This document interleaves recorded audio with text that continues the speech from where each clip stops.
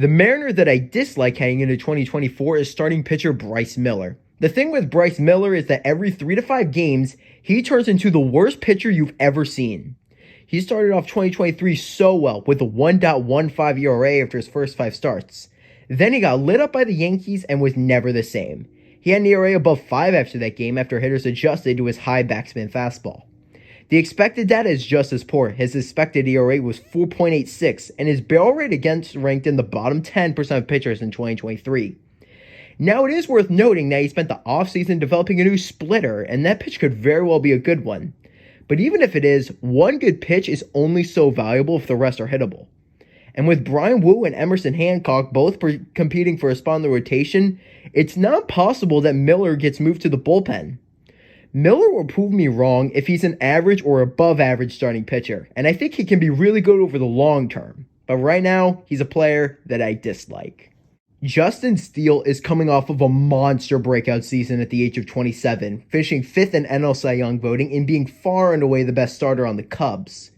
My issue with Steele is that he's a starting pitcher with a 2-pitch mix, a 4-seam fastball and a slider. Last year was his fastball that was the star of the show, with a plus 15 run value. But over the course of Steele's career, it has been a slightly minus pitch, and the velocity and movement of the pitch were unchanged. He throws at only 92 miles an hour, and it doesn't have elite movement. His slider will still be a great pitch, with 14 inches of horizontal break, but if his fastball regresses, Steele could take a massive step back in 2024. Gabriel Moreno is a name that largely took MLB by storm in 2023, being one of the best players on the pennant-winning D-backs and having some huge moments in the postseason, but I'm just not seeing it. He makes good contact but doesn't walk much and only hit 7 homers in the regular season. Don't forget that he only had a 104 WRC plus last year. And even though he had some big moments in the playoffs, his 238, 304, 444 in the slash line in the postseason wasn't any better than his regular season numbers. He'll still bring a lot of value to the Diamondbacks with his awesome defense, but I don't expect Moreno to be any better than the league average bat in 2024. Evan Carter was another name that shocked the baseball world, putting up 1,000 OPS in 23 games in 2023 and batting third for pretty much all of the playoffs for the World Series winning Rangers. And while his expected numbers weren't bad, they were nowhere near as good as his actual numbers. His expected slugging was 250 points worse than his actual. That disparity can be explained by how last year he fished with a .412 batting average on balls in play. He hits a ton of line drives, but even the highest sustainable BABIP guys are 60 points lower than that.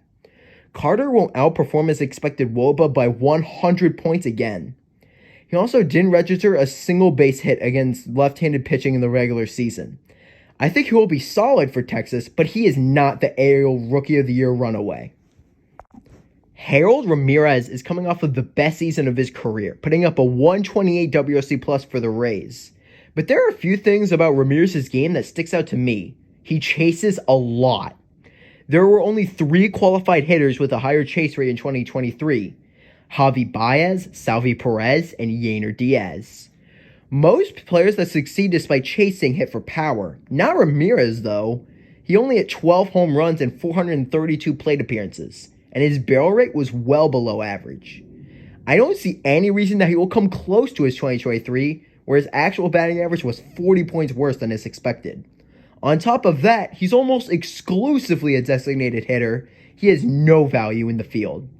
Ramirez will prove me wrong if he's good enough to be an everyday, regular player.